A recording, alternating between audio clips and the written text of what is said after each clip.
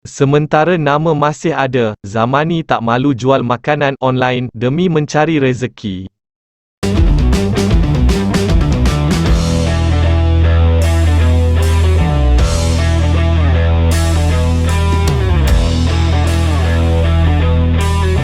Assalamualaikum dan salam sejahtera, bersama lagi dengan Santai TV.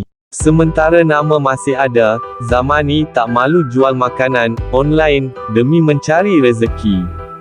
Nak berjaya ni kena tepis perasaan malu. Apapun pekerjaan kita buat, selagi ia membawa kepada rezeki yang halal, teruskan saja usaha itu.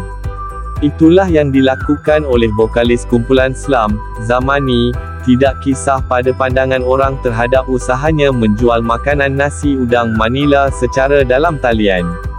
Tak kisahlah orang nak kata apa. Tujuan utamanya ialah memanfaatkan peluang sementara nama masih dikenali.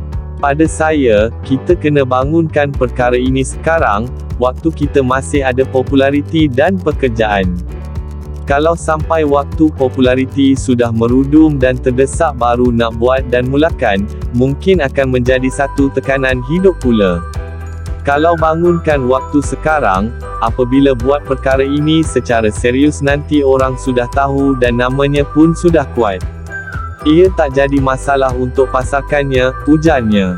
Penyanyi berusia 51 tahun itu berkata, dia cuba menceburi perniagaan itu sejak beberapa bulan lalu untuk mencari pendapatan tambahan.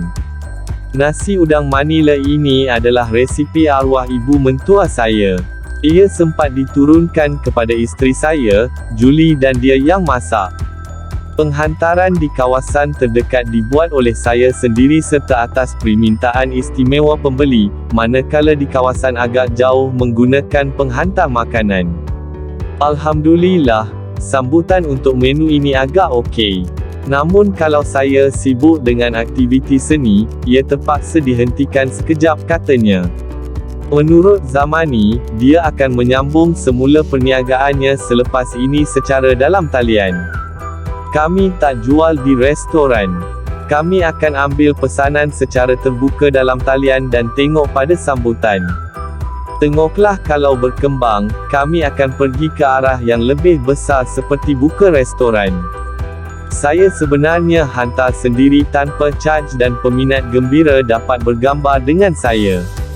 Setakat ini paling jauh saya buat penghantaran ialah ke lapangan terbang antarabangsa Kuala Lumpur, KLIA, katanya.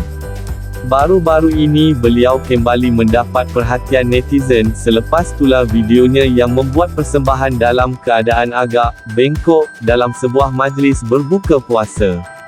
Keadaan fizikal terkini Zamani Slam yang semakin sengit kerana penyakit skoliosis mengakibatkan tulang belakangnya terus menjadi perhatian peminat dan rata-rata melahirkan perasaan simpati terhadapnya. Ketika menjayakan konsert itu, Zamani sempat bergurau dengan penonton yang melihat keadaannya bagi meredakan kerisauan mereka. Terima kasih kerana setia bersama saya, dalam keadaan saya spread atau bengkok, katanya kepada 1,500 penonton yang hadir menyaksikan konsert terbabit. Terdahulu pada Mei 2021, Zamani bersyukur dipinjamkan sebuah katil oleh syarikat Ceragam Malaysia bagi memulihkan penyakit yang dideritainya itu. Menurutnya, dengan adanya katil terbabit dia dapat melakukan rawatan sendiri di rumah. Dia mengakui keberkesanan penggunaan katil berkenaan terutama dari segi dalaman. Memang prosesnya sakit kerana saya baring dan sistem yang terdapat pada katil ini akan menolak tulang untuk betulkan mana yang patut, katanya. Menurutnya lagi, rawatan ini ada peringkatnya dan dia ketika itu dalam fasa rawatan pertama yang mengambil masa 20 minit. Waktu mula-mula dapat katil ini, saya bersemangat nak buat rawatan setiap hari tapi apabila dah sakit saya cuba minimumkan penggunaannya, katanya.